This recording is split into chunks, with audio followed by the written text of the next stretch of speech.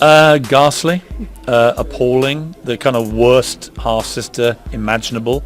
Somebody who clearly wants to be Meghan Markle, is seething with jealousy she's not Meghan Markle, and is now eking out this kind of miserable career as the bitter half-sister, telling us how narcissistic and awful and grasping Meghan is, when actually all of us think that's her. What about, you called her a specific word that I love. When did vulture pop into your mind?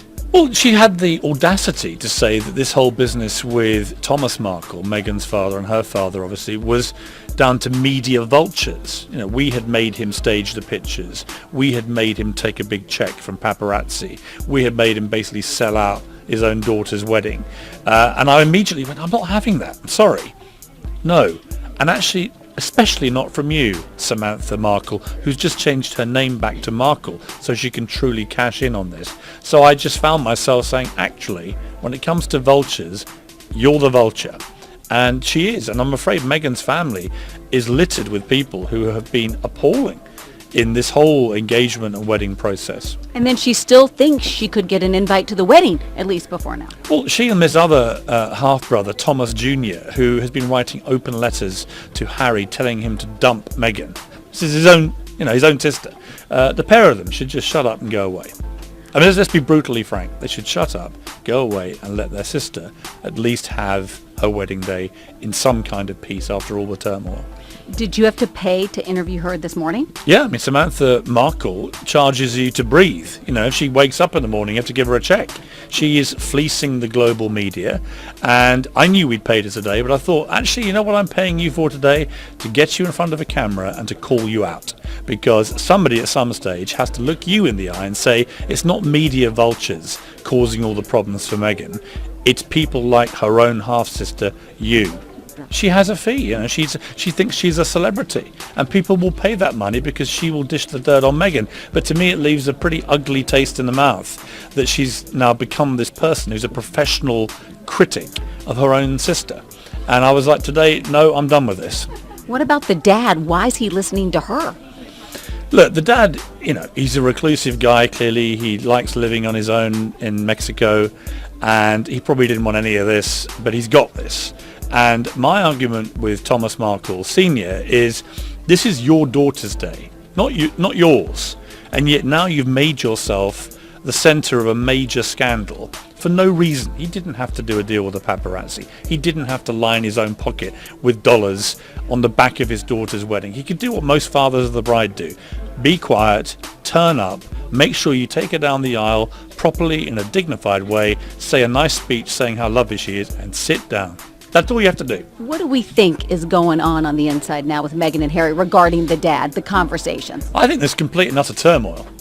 When Kensington Palace, who, by the way, had issued statements only 2 weeks ago for privacy, telling everyone to observe and respect Thomas Markle's privacy, little did they know, the palace, that he was invading his own privacy. So here we have the ultimate irony. That will have really annoyed the palace. It will have enraged Prince Harry, who obviously has a very anti-paparazzi view after what happened to his mother, and it would have deeply upset Meghan, I'm sure. When Kensington Palace, as they did yesterday, issues a statement talking about a difficult situation, that is a very stiff upper lip British for its complete and utter mayhem. That's like in Southern, bless your heart. Yes.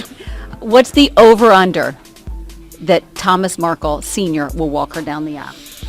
I mean, look, if he now got on a plane and came to the wedding, I think the British public are very forgiving, and they would probably go, good on him.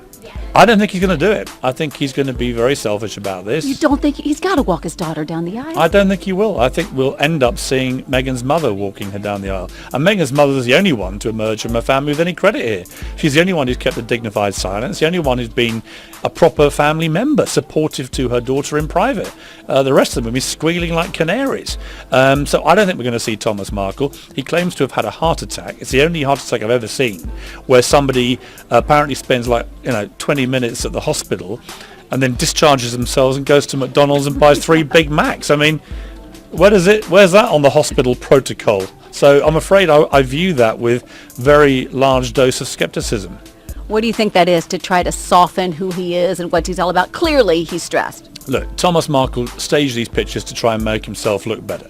He wanted people to to feel sorry for him, to feel empathy for him. The irony is, I did feel a bit sorry for him. I saw these pictures and thought, the poor guy can't even go to an internet cafe without being photographed, can't even work out without being photographed. And I'm a former newspaper editor, feeling a bit sorry for him. Now I'm like, God, he even duped me. Even I got duped by those pictures, and he's making money out of it, as he's admitted now. So I'm afraid I have no sympathy for Thomas Markle. My sympathy is entirely with Meghan Markle, who's having her big day ruined by quite a few members of her family. I feel like the half-sister, Bad Samantha, we're going to call her. I feel like she left it open, like maybe the dad's still going to show up. That last question when you asked, I feel like she was sort of like, okay, he could still show up. I wouldn't even put money on Mad Samantha ever talking to Thomas Markle. We've only got her word for it. Her own daughter doesn't talk to her because she says she's a terrible liar. How do we believe what any of them are saying now?